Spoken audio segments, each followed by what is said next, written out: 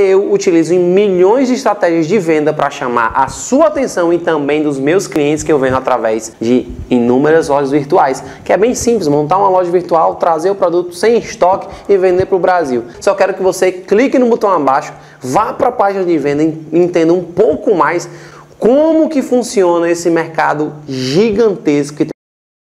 Se a empresa não sabe se organizar, definir seus processos, definir onde é que quer chegar, etc., ela vai ficar à deriva. Ela vai ficar parada, não vai não vai chegar em lugar nenhum. Vai fazer e ficar dando volta na quadra, né? A nossa vida é muito parecida. Se a gente não sabe se organizar para conseguir superar o caos, eu acho que é difícil porque a vida tende a ir pro caos sempre. Sempre dá problema, velho. Sempre dá pepino. Pode falar palavrão? Como é que é isso? Claro. Sempre dá merda. Sempre dá merda, velho. Sempre dá merda. Se tu não tem metodologia, se tu não tem ferramentas, se tu não tem uma agenda, se tu não tem horário, se tu não tem essas coisas, é muito improvável que tu avance. Muito improvável que tu consiga seguir adiante. Qual é a definição de caos pro ser humano individualmente? A vida do ser humano, se ele não pegar a vida dele e botar nos trilhos, vai ir pra um lugar de merda. Que é ir pro caos. O que é esse caos? É ficar jogado no sofá? Exatamente o que é esse caos? Tá.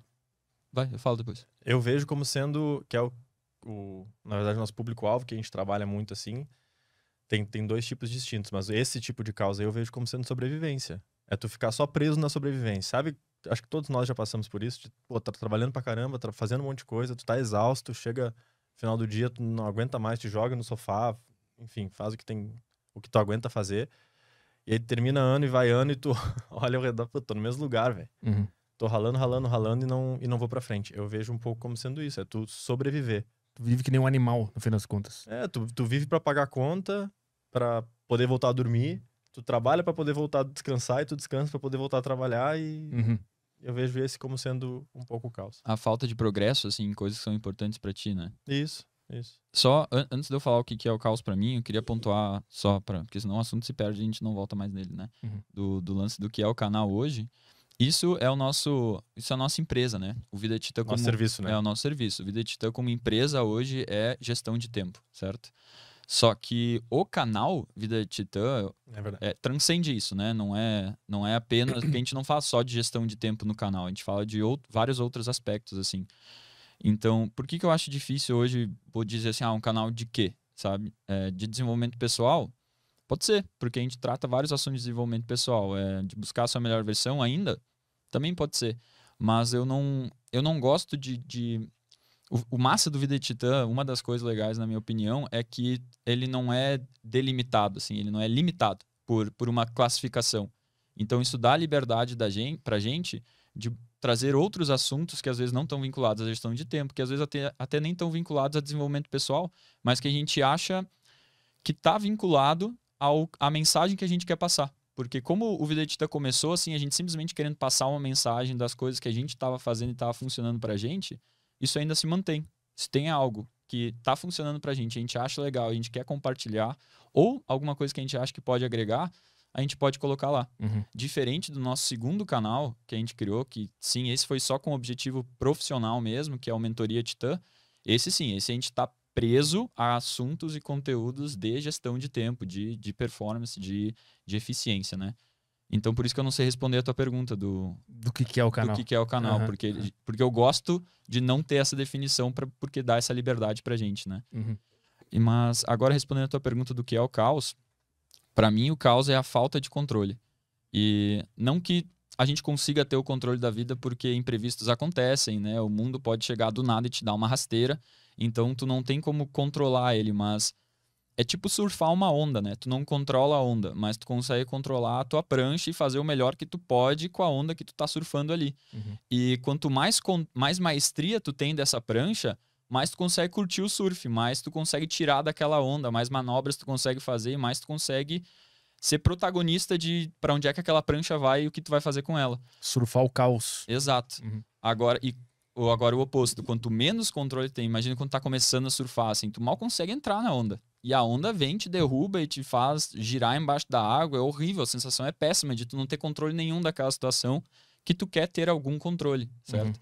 Então o caos pra mim é isso, assim, essa sensação de falta de controle do mar ali, das ondas passando. O que despertou em vocês a noção de que isso existe? Porque eu vejo que...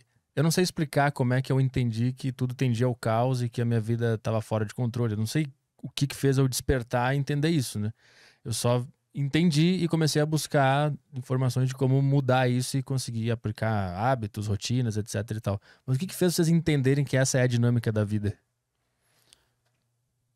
Eu olho pros dois e eu confundo os caras, não sabem? Cara, eu nunca tinha me questionado, tá? Por que eu tive essa pausa? Eu nunca tinha me questionado o momento que isso aconteceu, tá? Dessa realização. Isso foi uma coisa que quando eu percebi, tava rolando. Mas como é que foi pra mim, que eu tenho certeza que foi bem diferente do Gabriel. Eu não sou um cara naturalmente disciplinado, naturalmente organizado. Eu gosto de criar, eu gosto de criatividade, eu gosto de iniciar projetos, eu gosto dessa parte, assim, né? Que normalmente é um antagonista à organização, a rotinas e coisas desse tipo. Só que eu percebi que essa falta de organização me prejudicava, né? Eu chegava muito atrasado nos lugares, eu não tinha clareza do que eu tinha que fazer, então as coisas ficavam sempre para a última hora, daí ficava uma correria que me gerava uma ansiedade muito grande. Então eu estava cansado, assim, dos malefícios que me trazia o fato de eu não me organizar, de eu não ter uma mínima disciplina, de eu não ter uma mínima rotina. E, além disso, nesse momento que eu vi que outras pessoas que são muito boas no que fazem, elas têm uma rotina, elas têm diretrizes, elas têm uma organização, eu me dei conta, tá, isso é uma coisa, se eu quero parar com essas dores e ter progresso em coisas que são importantes para mim, isso é algo que eu preciso. E daí eu comecei a ir atrás disso. Uhum. E depois de estar instaurando isso, que eu comecei a me dar conta do que tu trouxeste, assim, que, realmente é quase que um antídoto, assim, para esse caos da falta de controle, né? Pra gente conseguir surfar a onda da melhor forma possível, porque a gente coloca com rotina, tu consegue colocar certas diretrizes na tua vida, balizadores, que te auxiliam a lidar com o que a vida te traz, né? Porque se tu não tem balizador nenhum, é muita informação, muita forma nova de resolver situações que aparecem que tu tem que estar criando toda hora. Agora, quando tu cria uma rotina, tu começa a criar padrões de solução e de modo de agir que facilita esse processo. Uhum. Então foi mais ou menos assim. E como é que tu entendeu tudo isso? Cara, que nem o Guto falou, naturalmente, a gente é bem diferente, assim, em termos de personalidade. Naturalmente, eu sempre fui muito organizado, muito metódico, cara. Eu sou muito quadradinho, assim.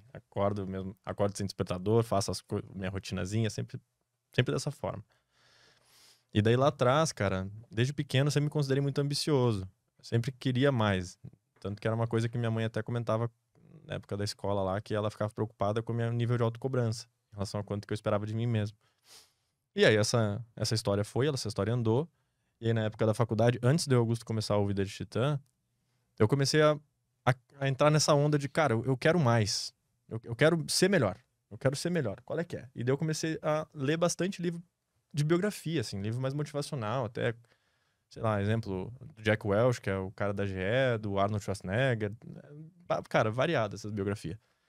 Eu comecei a perceber que uma coisa meio óbvia, mas sei lá, cara, de repente é óbvio pra mim hoje, mas na época não era. Eu comecei a perceber que nenhum desses caras chegou lá por acaso. A gente tem essa ideia, né? Eu também tinha isso com os caras que eu gostava. Esse cara chegou aí do nada, assim. Ele já nasceu assim, entendeu? Sei lá. Ele tá lá e nasceu nesse palco aqui, por exemplo. Eu tinha isso também. Tem meio que essa galera que tinha muito sucesso era meio alienígena, que eles eram meio diferentes, assim, né? Eles não eram pessoas normais, assim. Até porque desde que eu me conheço por gente, eu vejo o Arnold Schwarzenegger nos filmes, etc. Então, pra mim, ele meio que... Ele é o Arnold Schwarzenegger, sabe? Uhum. Ele é aquilo. Não então, um ser humano que chegou lá. Chegou lá, exato. E daí, lendo esses livros, eu percebi, não, peraí, velho. Esse cara que tá me dizendo que ele era uma pessoa normal, esse cara que fez o Conan o Bárbaro, ele tá me dizendo que ele foi um ser humano. Mamute. Foi um ser humano normal com 70 anos fazendo agachamento, sei lá, os cacete A4. Tá me dizendo que foi um ser humano normal?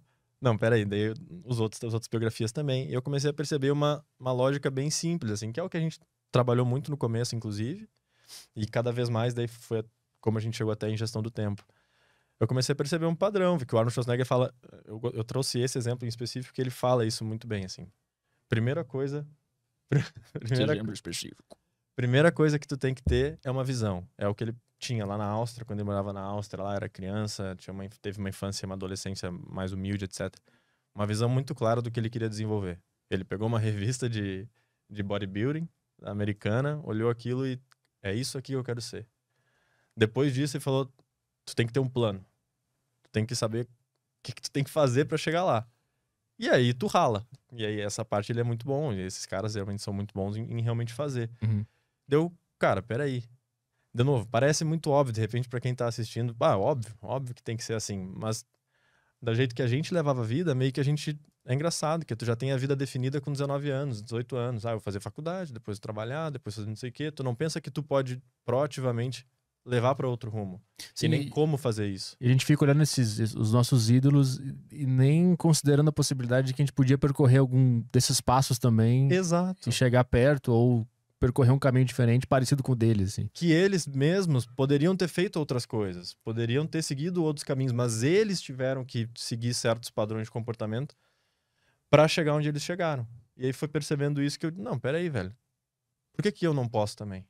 Por que eu não posso aplicar ideias parecidas com o que eles aplicaram, conceitos parecidos, ver mais ou menos como é que eles fizeram essa coisa acontecer e chegar lá também. Então foi mais ou menos assim que eu me dei conta, né?